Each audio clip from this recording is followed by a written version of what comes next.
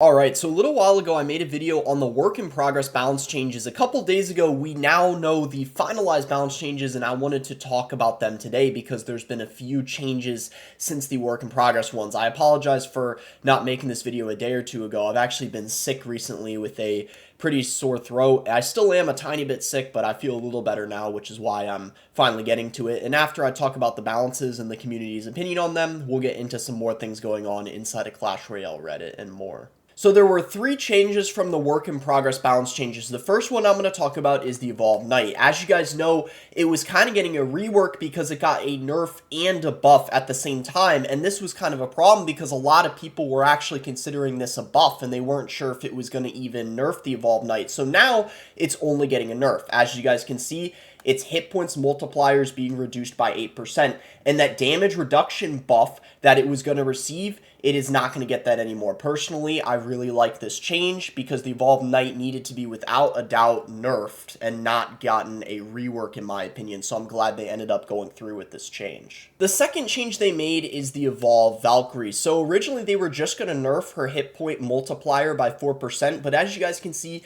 they added in a tornado damage buff of 11%. So I'm kind of torn on this one, whether it's a good or a bad change. Personally, what they could have done is just removed her nerf altogether because she's already one of the worst evolutions, but I guess they decided to keep the nerf and help compensate the nerf by adding in a buff. So it kind of makes it interesting because I don't even really know if this is a buff or a nerf now, but that tornado damage buff is definitely going to help her out in a lot of interactions. And the third change that was added is they actually added in a whole nother nerf that originally wasn't on here, and I think this one surprised the community the most and people were not expecting it. They added in a nerf to the poison. The crown tower damage is being reduced by 17%, so now the poison spell is going to do less damage to towers than the fireball, so that is a very significant nerf. Now it will do the same amount of damage still to troops, which is important to keep in mind. I like this nerf because I think the poison for a very long time now, the last year or two, has just been by far way better than the fireball and just one of the most consistent spells in the game, and I think this will help balance it out. So now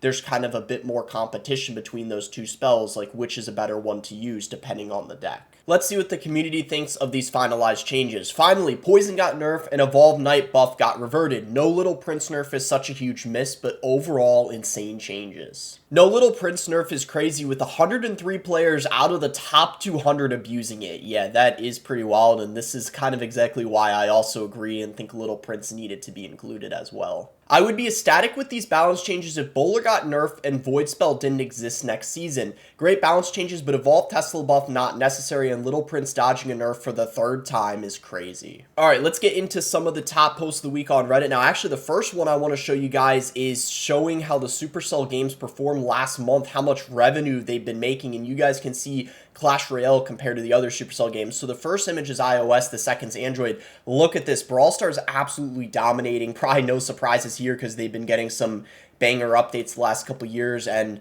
the creators on YouTube, the views and everything and the hype around the game, it's just really been popping off. 5 million downloads last month on iOS and $42 million in revenue. Compare that to Clash Royale. Clash Royale only 1 million downloads and only $14 million in revenue. And then Clash of Clans might have less downloads than Clash Royale, but look at that, 6 million more in revenue, which is pretty wild. And then we get to Android here. Brawl Stars, no surprise, on top. 5 million downloads, $28 million in revenue. Clash of Clans actually more downloads, 2 million, than Clash Royale, and also double the revenue of Clash Royale on Android. And then look at Squad Busters over there. Probably not a big surprise that it has more downloads than Clash Royale because it's a new game. But yeah, Clash Royale really kind of fallen off because, at least on Android, because look at this, even Heyday's above it, probably because of the more downloads, because the revenue is less. I assume it's because Heyday is close to 2 million downloads, maybe exceeding the Royale downloads. That's my guess of why it's higher, but definitely interesting to look at comparing all the Supercell games. So we got kind of a discussion post here. Those who don't like current Clash Royale and still play it, why? He didn't say much, but this has a ton of upvotes, and I guess it's leaving it to people seeing the post to kind of give their own opinion. So I guess I'll kind of give my opinion briefly. I think there's genuinely, maybe there's some people that are like actually addicted to the game, like they don't really want to play it anymore, but they're just so used to having it in their routine, playing a few battles a day. That could be part of it, especially the people that play it casually. I think another theory I have is people remember maybe how amazing the game was a few years ago, and they're hopeful the game will eventually get back to that. And maybe another reason too is overall people tend to be extremely negative and talk about like, oh, I hate the game, I hate the developers, I hate everything going on, but they're just kind of overreacting because it's easier to be negative than be positive, but they might deep down actually like the game overall. That might be actually the most likely reason, more so than the others I mentioned, but I don't really know for sure. Those are just kind of my reasons as to why I think that, but let me know in the comments what you guys think if you fall into this category, I guess. The real reason to play right now, babe, it's time for your 20 comments from the lucky drop. Yes, honey. Well, here might be the answer. I was just talking about in the last post. Maybe the reason why people play who don't like the game is they just are hopeful they're eventually going to get that legendary, mystery box that they're longing for. And then maybe after that, they'll finally quit once they get that legendary, because it's true. I keep getting the common lucky drop over and over. I haven't gotten a legendary yet, and I think I've only gotten one epic so far, even though I've opened probably like dozens of them by now, dozens and dozens, but I guess that's just been my luck so far. Which Clash Royale card would hurt the most in real life? Just a silly post idea I came up with. In my opinion, it would have to be the Lumberjack. He's literally hacking you with an axe over and over. Tell me that wouldn't hurt. I mean, the Lumberjack just looks crazy, doesn't he? I would not want to encounter that guy in real life. Let's see what some of the other comments say.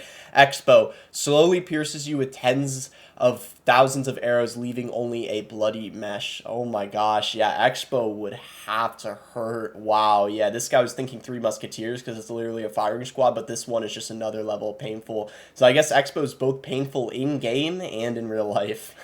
I'm trying to beat Pool Arena and need some help. I don't think these seeds are working. Plants vs. Zombies in Clash Royale would be insane. I think Clash Royale needs to do some more collabs, like collab with other games. That would really bring some hype to the game, I feel like. Alright guys, well I decided to end the video with something that doesn't have to do with Clash Royale. Let me know if you guys want me to do this more often for you guys to learn about some of my other interests and stuff. But if you guys didn't know, I'm really into rap and pop music, so I've been following this Kendrick Lamar and Drake beef that's been going on the last few days, and it has been just absolutely crazy. Even though I'm personally a bigger fan of Drake, I have to say Kendrick has definitely been winning this beef by far. I mean, Euphoria was already incredible, but then when you drop Meet the Grams, that was just so personal and dark. Like, I think everyone was in disbelief. But Not Like Us, I personally think Not Like Us is an absolute banger and has a lot more replayability than Meet the Grams, even though Meet the Grams had a better diss on it. But Drake really needs to step it up. I am overall a bigger fan of Drake's music, but he's getting absolutely crushed in this beef. But overall, I'm just excited to see what happens, because it just means we're going to be getting, more rap music and music in general when these two keep going at it. So let me know what you guys think, and make sure to like and subscribe if you guys enjoyed the video.